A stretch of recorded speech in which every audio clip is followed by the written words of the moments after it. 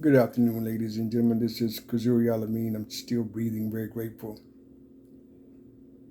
Death to pass out of existence. Death to pass out of existence.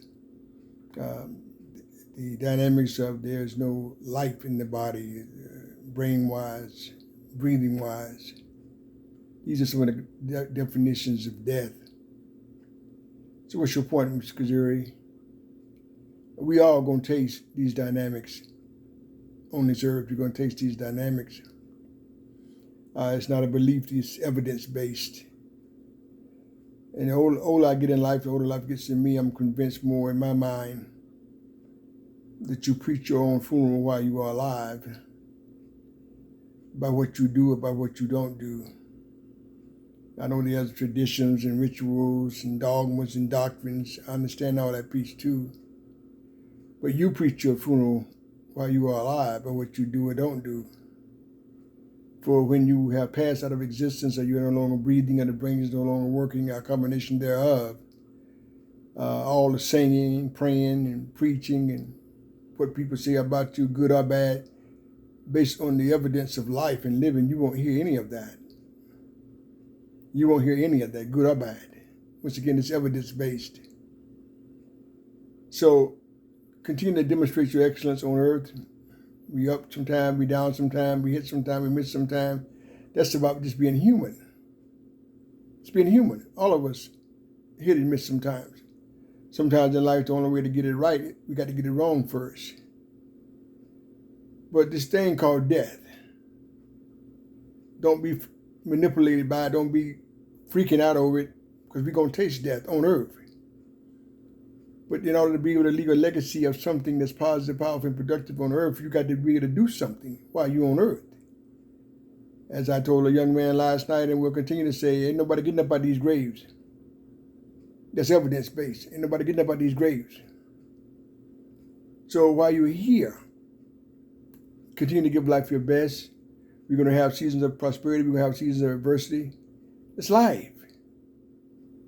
It's very, very important, ladies and gentlemen, that you demonstrate your excellence while you're here. You were sent here to make earth a better place. You got a gift. You got a calling. You're unique. You're very special. Nobody's better than you. You're not better than anybody else. But while you're here, that's what it's all about. Talk is very inexpensive. You got to take full responsibility for your life. Nobody can't do nothing for you. Nobody can't heal for you. You got to take ownership of your life. Sometimes we miss that. Waiting on somebody to come get you. Waiting on somebody to come save you. Save you from what? What responsibility are you taking with your life? You got to take ownership of your life. It's so very, very important, ladies and gentlemen. Stop waiting for permission to live your life. Once again, you demonstrate your excellence while you are alive. As I was attending this funeral last week, they said so many great things about this woman. So many great things. And I do believe they were true, because I knew her. But she was deceased. She was out of existence. Brain and no breathing. No, the body had already been cremated. It had already been cremated. So all these nice things that they said, she wouldn't have heard it. Even if the body wasn't cremated, and she was laying in a casket, she still wouldn't have heard it. And all these nice things they said about her. So it got me to wondering, how many of y'all told this lady some good things while she was alive? The things they said about her, she demonstrated her excellence while she was on earth.